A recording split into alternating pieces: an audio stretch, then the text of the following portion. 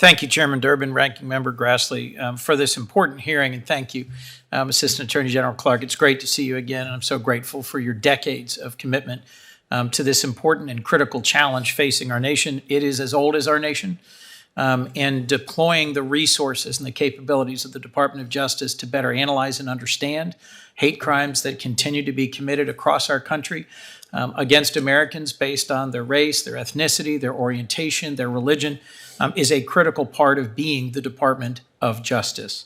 There was a panel before you, and I just will briefly thank Senator Tim Scott, my co-chair of the HBCU caucus, for his partnership with me in a resolution that passed the Senate unanimously, and I hope will be adopted by the House later today.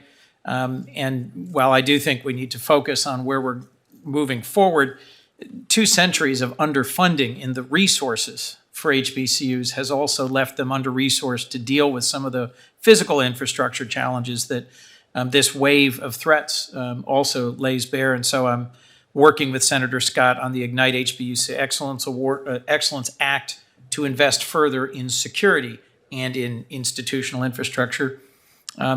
Attorney General Clark, Assistant Attorney General Clark, what I'm talking about is an alarming pattern of threats on HBCU campuses, including Delaware State University, my own state. Could you just tell us briefly how DOJ is communicating with campus leaders to ensure they understand how to take appropriate action to secure and support their campus communities? Thank you, Senator Coons. It is my understanding that the FBI's counterterrorism unit is handling the investigation into this matter. While I can't speak for the FBI's work, I do understand that more than half of the field agencies across the country have been activated to focus on these threats. I also understand that they have conducted outreach to security points of contacts at HBCUs and other critical stakeholders. I think there's reason to put a particular focus on this wave of threats because of the impact it has on campuses that have already had a long struggle due to COVID and are overcoming historic challenges. And it sort of freezes in place a campus that is meant to be a door to opportunity and is a door through which so many in Delaware and in other parts of our country have walked in the past.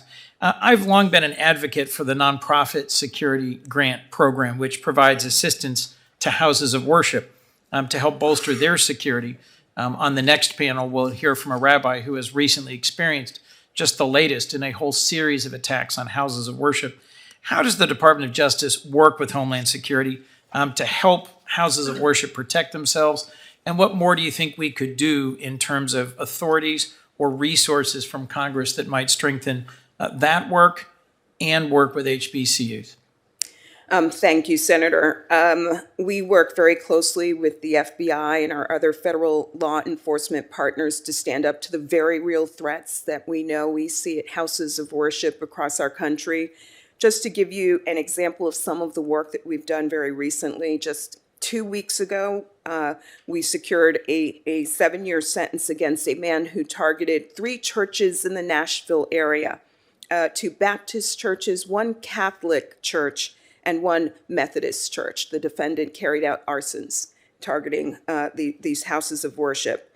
In Minnesota, the Dar al-Farouk Mosque was targeted. We secured a 53-year sentence against a defendant who established a terrorist militia group called the White Rabbits in Illinois, recruited co-defendants to join the militia, which outfitted them with paramilitary equipment and rifles. They then drove rented pickup trucks to Bloomington, Minnesota, to carry out a bombing of the mosque. They deployed a 20-pound black powder pipe bomb, which exploded, causing extreme damage. There were worshipers who were gathered inside. The defendant targeted this mosque to terrorize Muslims into believing that they are not welcome in the U.S.